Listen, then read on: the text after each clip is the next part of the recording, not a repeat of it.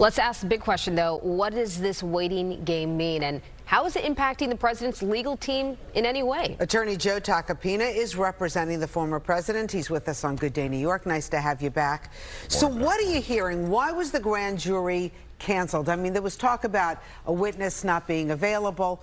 But is there something more that's going on inside that Manhattan DA's office? They don't communicate that to us. Obviously, we're the last to know. Oftentimes, I get my news from the press itself, so we don't know what's going on. But, you know, look, the developments over the last few days have not been good for the district attorney. People are coming forward. Bob Costello went into the grand jury and laid into Michael Cohen, his former lawyer, with a stack of emails. And he complained that the grand jury hadn't even seen those, but it put the lie to Michael Cohen's current testimony. Then yesterday, that bombshell letter came out from his other law firm. Okay, let's talk about this new letter, because explain to us, where did you get it, and what does this show, or what do you think it shows? Well, we got it from the law firm. I mean, there was a law firm representing him also in front of the FEC, the Federal Election Committee. And the Federal Election Committee is really, again, this is the committee that would govern any violation here. They've already said there is no violation here. So let's, like, I don't even know why we're sitting here this morning, but they've already said there's no violation.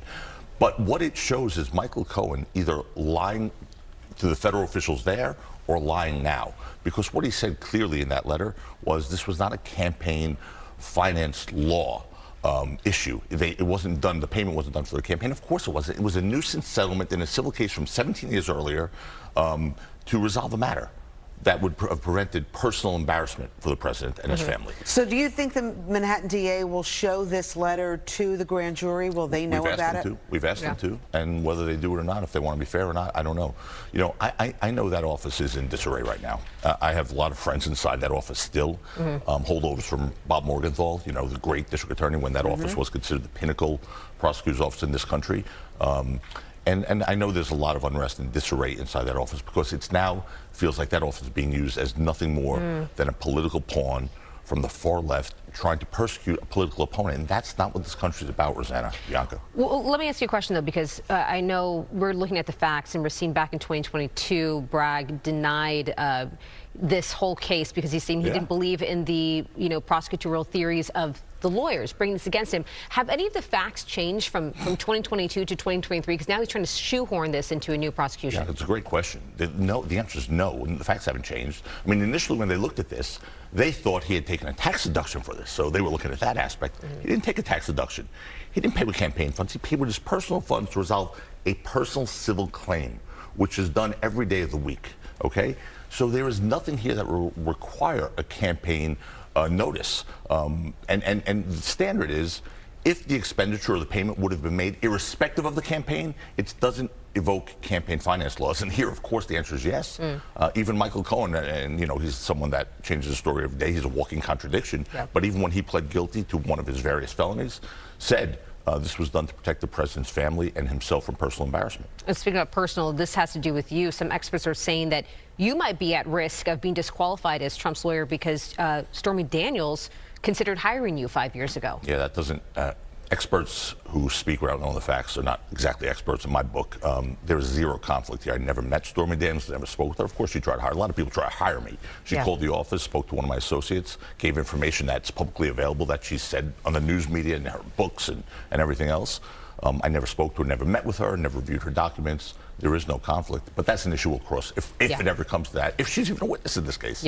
All right, so there's talk that Donald Trump is kind of happy about what's going on. A lot of publicity, and he wants a perp walk with handcuffs. Joe Tacopina, is that true? He's not happy. He's not happy. Who would be happy about being falsely accused, about being falsely arrested? He's not happy that he's being used as a political pawn. That doesn't make him happy.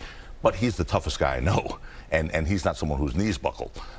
So if they want to put him through that process, that's their call. They'll do it. I've seen law enforcement agencies, as recently as yesterday, call out against Bragg, saying you're going to put people at risk and in danger by doing this.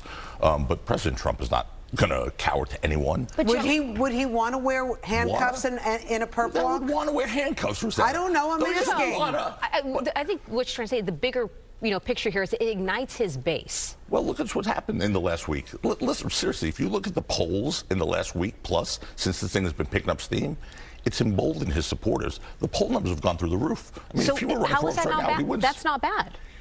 Yeah, great. That's great.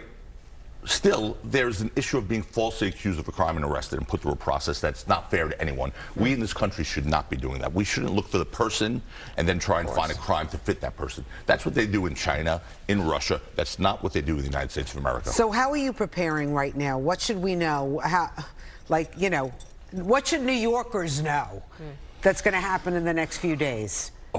As soon as I know, I'll let you know. I mean, we're in the dark. I mean, it's a little bit frustrating. We're in the dark. You know, the grand jury was canceled yesterday. It's possibly sitting today. There may be more witnesses. There may not be. You know, we don't know. We're just standing by right now. And I hope, I really do hope, that someone talks some sense into whoever's making that decision. How is Alvin Bragg going to step back from this? He's got to. Well, he's got to open his eyes. I mean, you know, okay, you have the people on the right that are saying it's political persecution, but you also have the people on the left. And in his office. And in his office and on the left saying, what are you doing? This is not going to bode well for you. It's not going to be a good legacy for this office. It's not going to hold. This case will not hold water. There's no facts that match a crime. And that's what's mind-boggling, that we're doing this. Even Pomerantz left that office in a huff because they didn't prosecute Trump, and he would have paid to prosecute Trump, he said, which is a scary statement. Even he said, this is the zombie case. This is a dead case. It's not a crime.